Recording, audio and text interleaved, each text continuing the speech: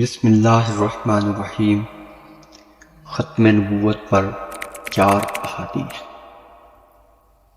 عبد الرحمن بن یعقوب نے حضرت ابو ہریرہ رضی اللہ تعالی عنہ سے روایت کی کہ رسول اکرم صلی اللہ علیہ وآلہ وسلم نے فرمایا، مجھے دوسرے انبیاء پر 6 چیزوں کے ذریعے سے فضیلت دی گئی ہے۔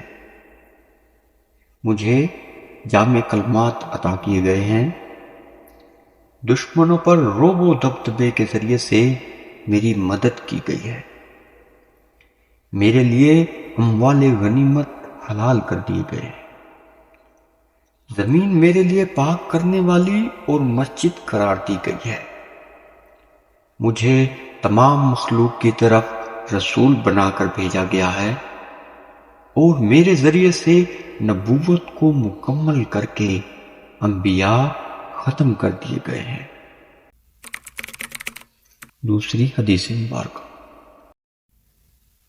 رسول اللہ صلی اللہ علیہ وآلہ وسلم نے فرمایا، رسالت اور نبوت کا سلسلہ ختم ہو چکا ہے، لہٰذا میرے بعد کوئی رسول اور کوئی نبی نہ ہوگا۔ انس کہتے ہیں یہ بات لوگوں پر گراں گزری تو آپ نے فرمایا، البتہ بشارتیں باقی ہیں۔ صحابہ نے عرض کیا، اللہ کے رسول بشارتیں کیا ہیں؟ آپ نے فرمایا، مسلمان کا خواب، اور یہ نبوت کا ایک حصہ ہے۔ ایک مرتبہ آپ نے حضرت علی رضی اللہ تعالی عنہ کو کسی غزوہ میں مدینہ میں اپنا جانشین مقرر کیا تھا تو آپ سے علی رضی اللہ تعالی عنہ نے کہا تھا، اللہ کے رسول، آپ مجھے عورتوں اور بچوں کے ساتھ چھوڑے جا رہے ہیں۔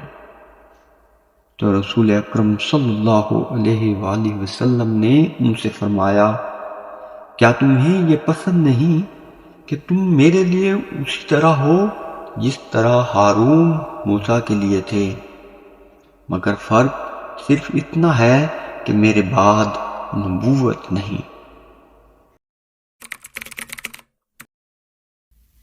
حذیفہ رضی اللہ تعالی عنہ سے مروی ہے، نبی صلی اللہ علیہ وآلہ وسلم نے فرمایا، میری امت میں 27 کذاب اور دجال ہوں گے، ان میں 4 عورتیں ہوں گی، میں خاتم النبیین ہوں، میرے بعد کوئی نبی نہیں۔ بعض روایات میں کذاب کی تعداد 30 بیان ہوئی ہے۔